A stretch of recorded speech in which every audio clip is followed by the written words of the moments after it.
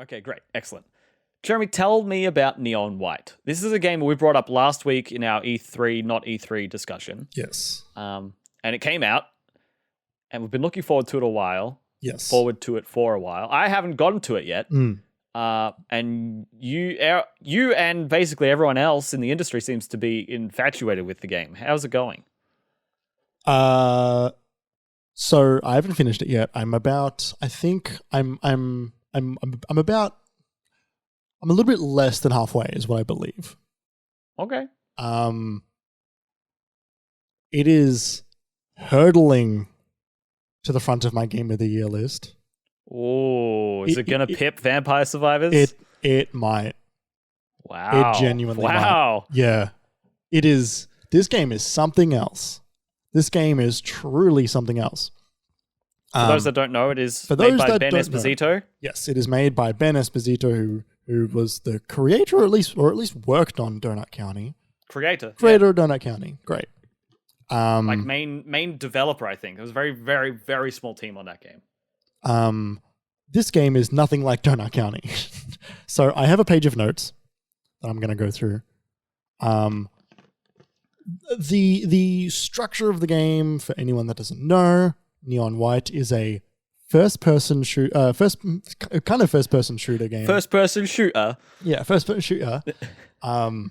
It's a first-person platforming speedrunning game where you are trying to get to level as quickly as possible. That is the goal, while also defeating the demons that are throughout the world. I'll get to the story in a minute. Demons are enemies that they shoot you with bullets. The way the game works is that there are cards scattered around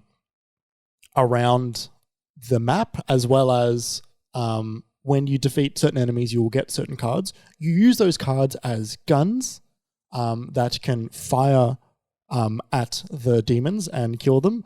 Each different type of card is a different type of gun. And Jesus, sorry. Something really hit the back of my throat. It's the neon wine. Excuse me. Sorry, do you want me to take over for a sec? Yeah, give me 1 second.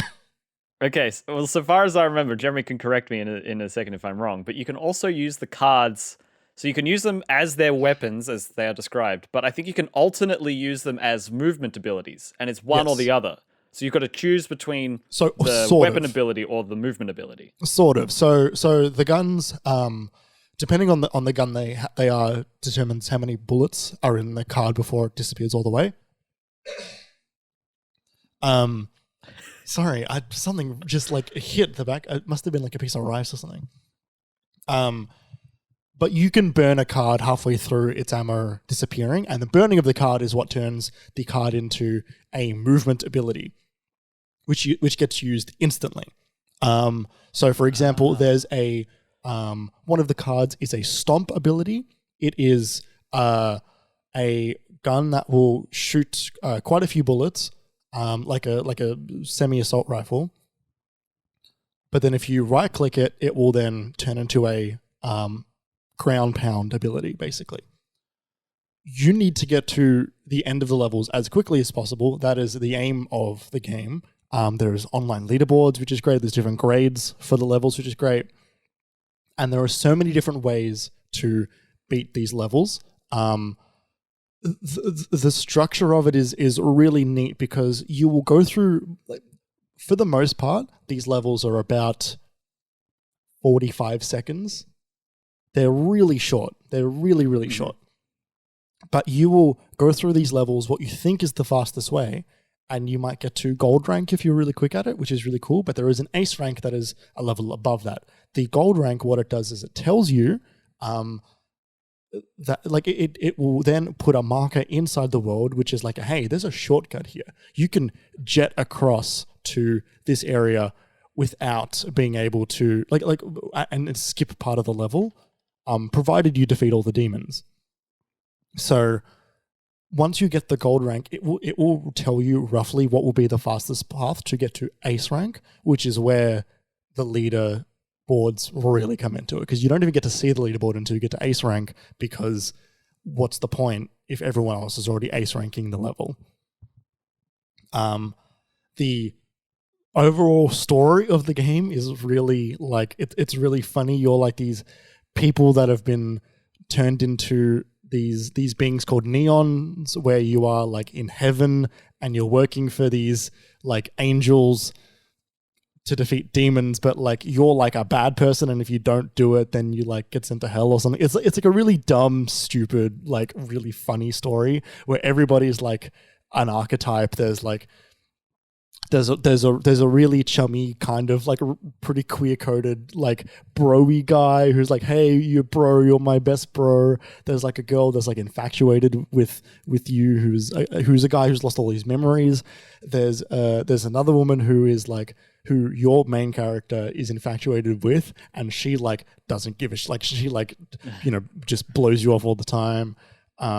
There's a guy named Neon Green who's just this monster dude that is really ripped and will kill anyone that like comes in their path, but like you don't quite know like what his deal is yet. And there's other characters which are like mostly cats, which is really funny because they're not like they're cats on clouds, and they are like the admin of this area. Right. Like they will organize the missions for you. They're like secretaries for some of the other cats in this place. But there was this really good joke really early on where you said like, why are you a cat? Like, I don't quite understand why you're a cat. And he's like, I'm so sick of this question, and basically alludes to the fact that like they appear however you want them to appear. So It's not necessarily that they are cats, it's just that they are whoever. But then another character comes into the screen and is like, yeah, I know, they're all cats. It's really weird, right? And so it's like, okay, but are they all cats, or are they actually what you appear? And then the third, like, really bro-y guy comes in who's like, I can't believe John Cena is giving me all of these missions, which is like really fucking funny. I saw someone post that on Twitter, and I couldn't tell if it was an edit. I'm like, it was just the punchline for the joke. Yeah, I'm like, right. what? Everyone's like, oh yeah, I love this game. I'm like, what? There's a cat and yeah. So this game fucking rules. Like, this game is so fucking good.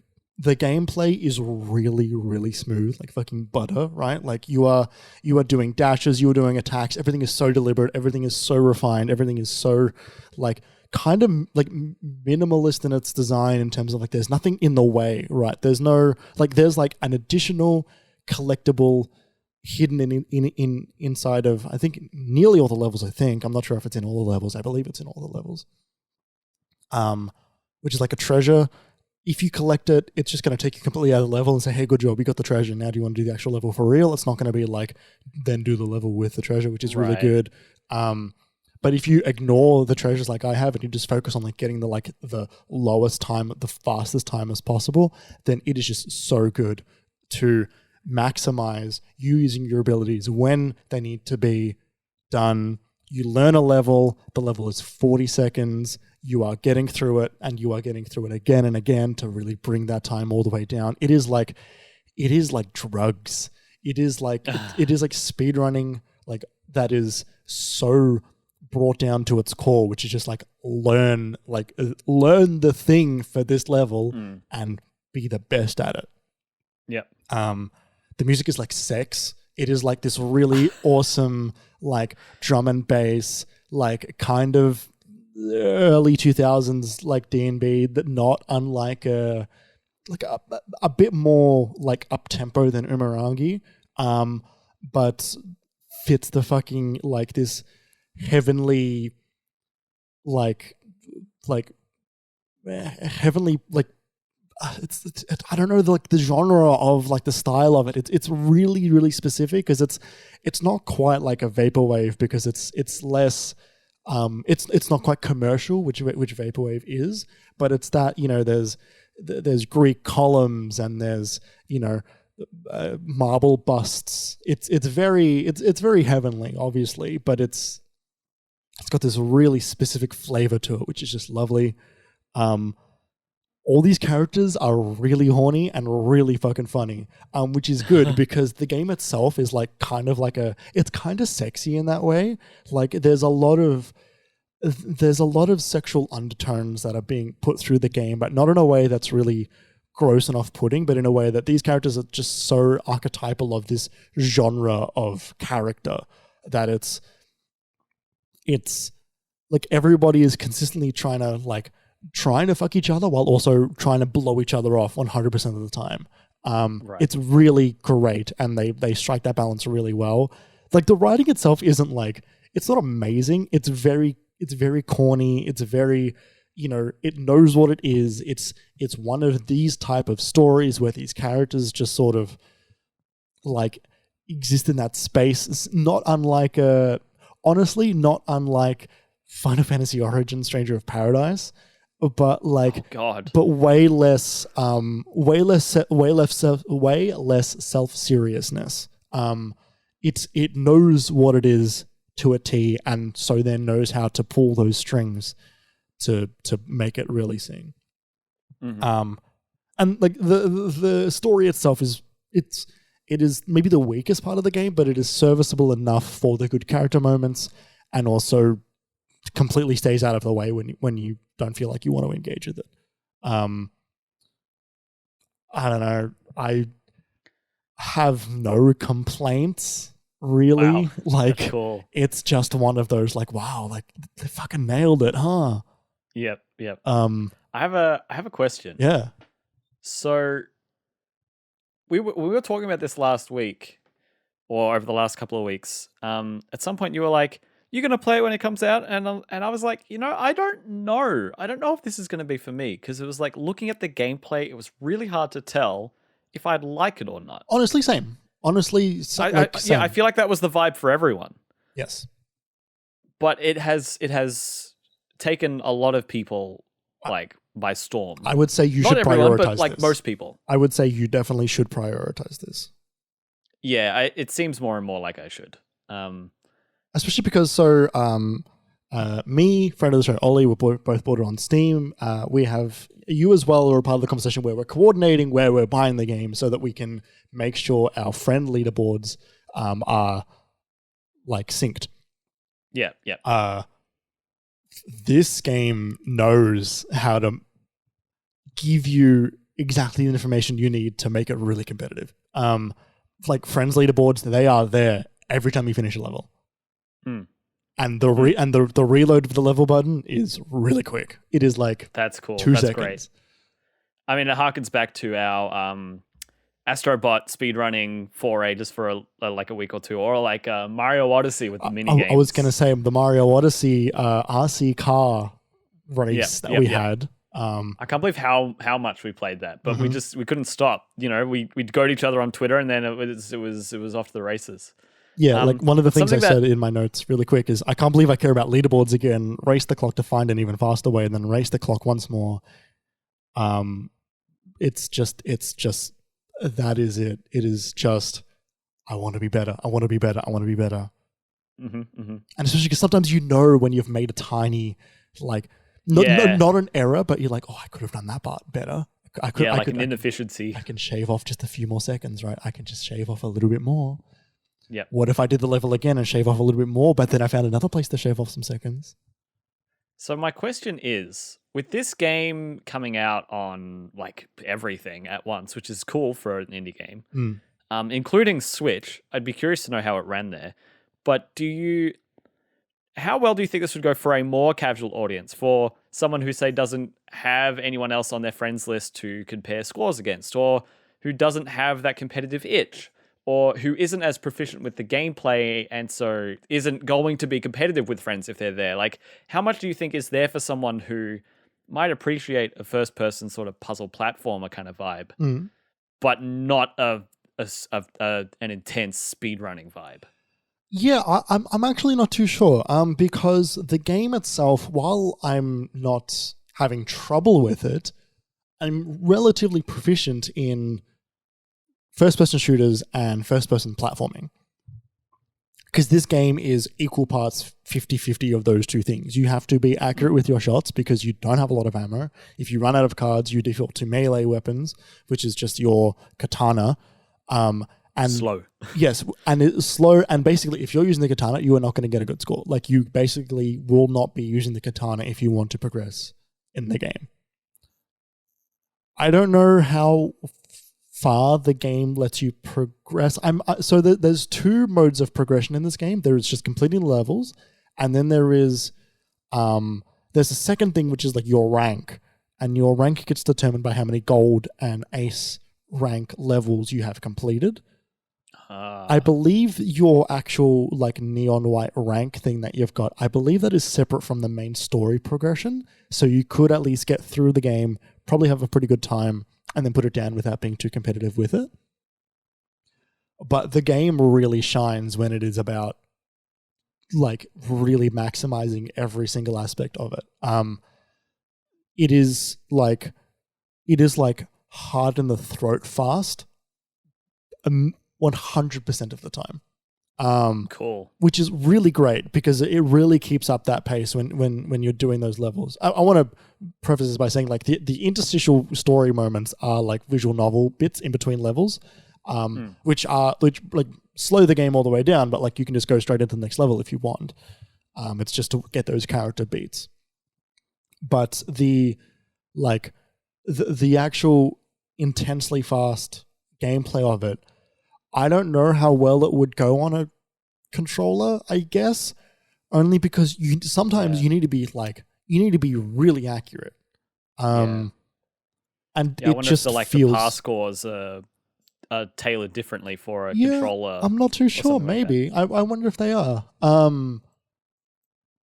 Like there's nothing. I don't think there's anything you couldn't do on a controller. It's just different. There's like from what I've experienced, there are few levels which require like a quick shot, like really quick turn, shoot, aim, and then go back to where you were. There have been a few, but not many. And I feel like even those ones you could make work in a more controller focused, guided way. I'm just not too sure. I feel like this game really will shine from PC though. I would love to see an AGDQ of this game though. Holy shit. Yeah, that's interesting. It's funny when games are made for speedrunning or made with time trial stuff in mind, and then they go to like the speedrunning community, like especially because there are so many levels in this game, right? There are, I believe, 11 chapters in this game. Whoa. 11 or 12, and there are 10 levels each. Whoa, that's immense. And I don't know if there are additional levels or not. I'm not sure. That's cool. Sick. I am excited to get to it. I think I'll probably get to it this week when I get a bit of downtime. It's kind of thing where it's like, I'm trying to finish Guardians and I want to wrap this up and I want to do that. It's hard to divvy up my time at the moment, but yeah, I'll try and get there for it this week, I think. Yeah, it's interesting because like this is one of the like, and I'm gonna say this with complete like I know what I'm saying when I say this, but like I want to play this game way more than I want to play other games. Right. That's cool. Like I really want. Like I was. So we'll get to it later. But I was playing a couple of demos just before we started recording, just to sort of like get a little bit more in quickly. And while I was playing these demos, and not to the fault of the demos, but I really wanted to play Neon White instead. Yeah. But I was like, I can smash out 2 demos before we start, and it'll just help the podcast. But like, fuck, I really wish I was playing Neon White. Jeremy, there was actually a minute because we said let's meet at 6:30, and then my dinner took a little longer to cook, and so I got here at like 6:45, 6:50, and then I just called on Discord, and you didn't pick up immediately, and I'm like, oh, whatever, that's fine. I mean, I was late, whatever, and then I'm like, is Jeremy playing? Hang on, and then I checked my Steam list. I'm like, no, Ollie's playing, but Jeremy's not. Okay, I had to check to see if you were playing Neon White while you were waiting for me. Ollie's in my chat as well, saying that each character actually has bonus levels. So there are more than just the 110, 120 across the 11, 10 chapters. So there'll be there's a lot of levels in that game. I hope that at the end, my hope for this game is that there is 10 of like the levels, like these are the ones that you want to go for, because 120 levels plus is a lot to race each other. It's a lot of leaderboards to keep track of. You can go back to old levels at any point in the game, which is great. So Ollie can send me a screenshot of a level that he's beat me in, and I can immediately just go back to that one and try and beat him again for it. Yeah. But I hope there's like the 10 perfect levels, right? The 10 ultimate levels, which is like, these are the ones you really want to nail. These are the ones that you want to fucking absolutely own at. Just so there's a little bit more direct competition. Mm-hmm. Oh, it's intimidating to look at. Like, it's intimidating to sign myself up for wanting to get invested that much. You know what I mean? Ooh, you want to. Well, I know, but like, I'm it's not there good. yet, and maybe I'll just go sit on the couch tonight rather than buy something that I know I won't want to put down. I don't know. I'm a bit tired at the moment. I understand. I truly do. That being said, I think this game earns it in a way that doesn't make me tired, but makes me go like that. It flicks that energizes. It flicks that switch in your brain where you're like, "Fuck, give me more," which is really rare. Like Vampire Survivors doesn't do that to me. It does that to me a little bit, but not much. I think as the run's a half an hour. Yeah, that's more of like a steady. Yeah, it's a steadier burn, that one. Elden Ring, it did that for me at the beginning and sort of lost me getting towards the end. Like there are not many games that are really making me just want to keep playing all night. Like what was that? Let's build a zoo. Was that one of them, Jeremy? When you were breeding and killing rabbits? They have names, Kerry. They have names. That was so funny. That was one of the funniest nights. I'm glad we got that on the pod too.